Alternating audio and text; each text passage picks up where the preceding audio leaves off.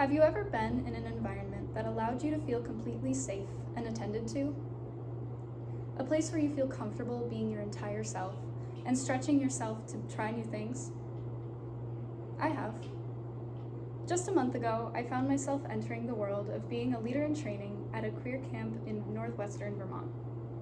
It was a liberating experience for me. I felt accepted and as though all my needs were met, which allowed me to challenge myself in leadership, support the campers, and understand myself much more deeply. I'm very grateful for that experience. As a non-binary person, I'm not always understood or taken for all that I am without question. I hope you all can have that experience of community if you haven't before. Community is acceptance. Community is ensuring everyone's needs are met. In my neighborhood, I only know a handful of my neighbors, only one of which I would consider an important part of my life. I know I'm not the only one with this experience, so I'd like to extend the question to you. Do you know your neighbors? Does your neighborhood feel like a community? If you answered no, you may live in suburbs. While neighborhoods and neighbors used to support each other when living in the country or in the city, suburbs aren't designed to support community. In suburbs, you're supposed to have all that you need on one small plot of land. Anything you don't have can be bought. Suburbs are meant to be an escape from the bustle of city life, but the back-facing porches and lack of community infrastructure make them an isolating and thus lonely place to live. I've always found myself looking at the walkers out the window, I don't know them, and I was curious about who they are. I'd make up stories in my head about them, but I never talked to them. When I go to sleep, I rest my head 100 feet from people I've never spoken to, let alone whose stories I know. That's not what community is. Community is knowing your people and their stories. At church, most people know each other and are sure to welcome newcomers heartily. Week to week, churchgoers greet one another and say what they've been up to, good and bad. When my mom got sick, it was as if everyone in our congregation found out overnight.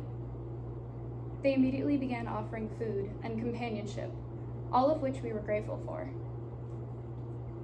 Through hospice and the last 40 days of my mother's life, church people were in and out of our house and the DoorDash gift cards piled up. They are one of the main reasons my family made it through the loss of my mom. Community is showing up when members need you the most. Community is offering whatever you are able to give, big or small. Community can be found in many places, but local communities, especially neighborhoods, are the most able to offer support. Churches can be a great outlet for community, but they are also exclusive in that not everyone is religious or gets that type of support from church or another religious establishment. This is why, when I'm older, I'd love to help turn my lonely neighborhood or other lonely neighborhoods into communities. I want to uplift community and make it more accessible. I hope to help build communities in neighborhoods by creating infrastructure, such as community centers and gardens built by and for the people who live there. I want to encourage community events to get neighbors interacting. Recently, my dad hosted this big barbecue and invited many people from church, but also some of our next door neighbors. Those who came got to meet each other for the first time, despite only living 3 houses apart.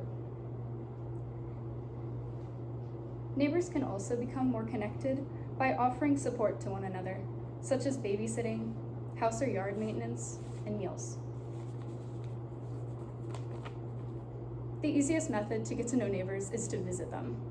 I visit my neighbor across the street every so often, and it's always nice to see what he's up to and his takes on local happenings.